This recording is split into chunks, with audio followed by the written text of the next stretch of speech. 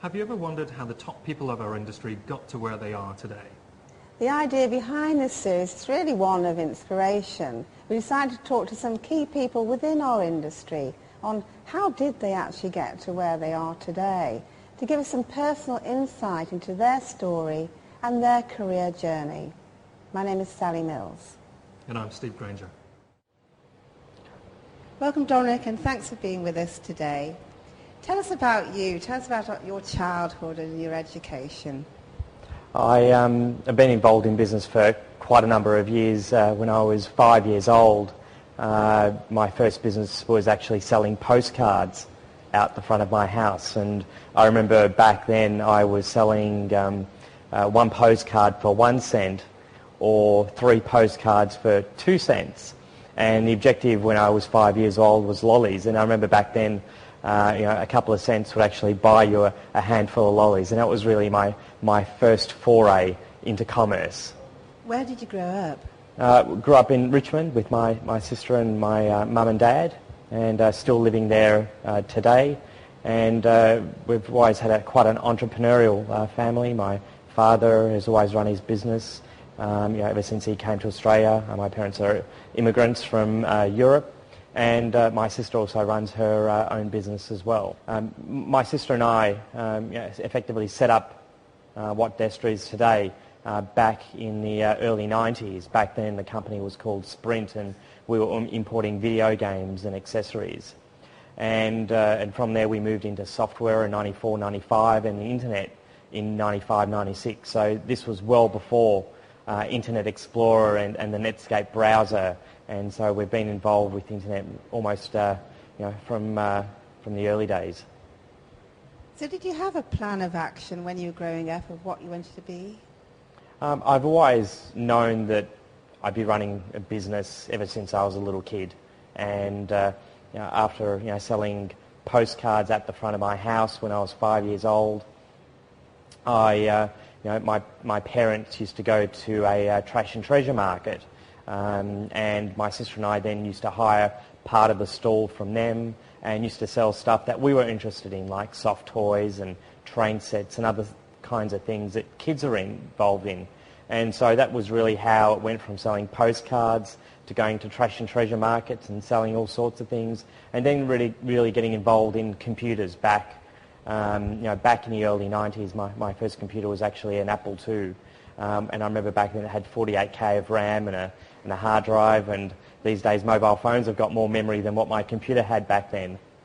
I remember back when we started our company in the 90s, it was a very difficult time. I mean, we were a small business and really trying to make ends meet, and there would have been at least half a dozen times, if not more, where we just didn't have enough money to pay for the salaries. But we always found a way, whether it was using our credit cards to pay salaries or doing deals with our debtors or our creditors. We always found a way. But we always had a view that we were going to go public one day.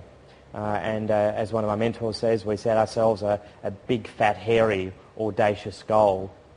And I can remember one of the software developers back then, coming in, he tells me the story where he can still remember me, running into the room where the software developers were saying, we're going to go public. And this would have been around the mid-90s. And he turned around and said to me, Dominic, how can we go public? You're crazy. You're still operating from your bedroom. And, and we sort of laugh about that story. A number of years on, back in, as you know, in 2000, we actually did go public. And, I sort of think to myself that, it's important for anyone in it, whether a career or setting up their own company, is to have big, fat, hairy, audacious goals. Obviously, the entrepreneurial streak is rife in your family. Was there another option for you? Would you be absorbed into a large corporate, or was this the only channel that really interested you? I don't know if I could ever work in a corporate. As one of our board members says, who's also one of my mentors, Destra, as we've created it today, is a confederation of entrepreneurs. And that's the type of organisation that I live and breathe in, that allows me to perform my best, and also provides the tools and the kind of environment that allows other entrepreneurs to really do the things that they love as well. And what I've learned is that success breeds success. And when you surround yourself with smart, positive people, you can achieve anything that you set your mind to. Dominic, what's been the most challenging part in your career so far? The process of going public, was a difficult process. And there was a lot of euphoria with the dot-com boom around us in the late 90s and early 2000. And as I mentioned before, everything that could have possibly gone wrong did go wrong. We did end up raising the capital, and we actually closed our capital raising on Friday Australian time in April. Friday US time, which was Saturday Australian time, the market crashed. And so literally we got in by about 10 hours, and there was someone upstairs saying, let these guys go through because they've got something to prove, something worthwhile to do. Did you learn many personal things along the way when you were trying to list? The listing process was such a difficult and arduous process. And there would have been at least half a dozen times where I thought about giving up, about throwing in the towel. And what I learned was ways to deal with setbacks, with stress, and a lot of those tools I've kind of been able to leverage in the company now. I finished high school in 1992 and set up the business right afterwards with my sister in 92-93. And I actually got into university. I was doing a commerce course at the same time.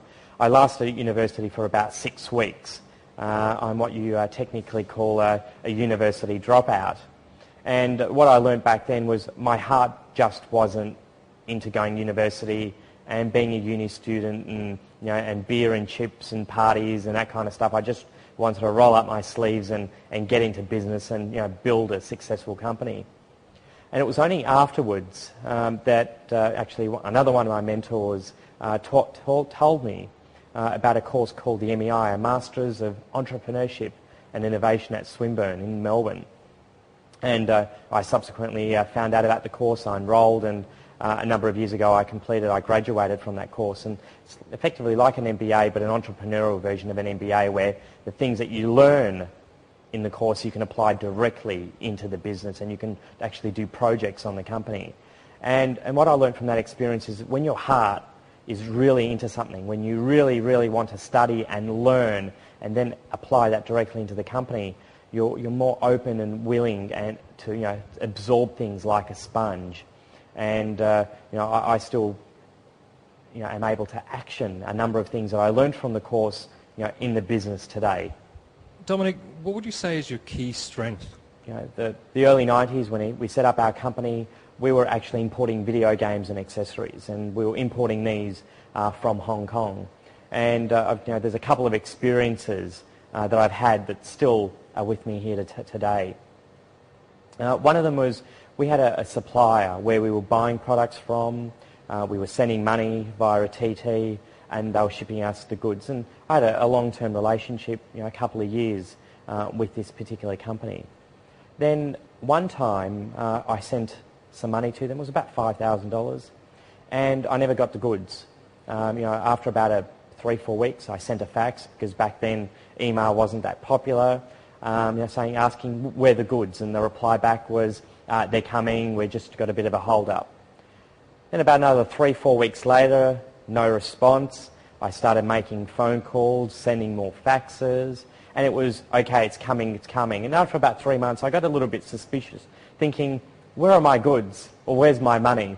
So I took a trip to Hong Kong, and it was at this time where I met up with this gentleman, and he had actually then told me that his company has gone broke, or had gone broke, and that I was never going to see the goods or the money. And it was at that time where my heart just sank, and I kind of, I was just about to throw the towel in at that point in time, because I thought, how could someone just effectively steal, steal back then, particularly $5,000 back then, It still is a lot of money today, but back then it was a real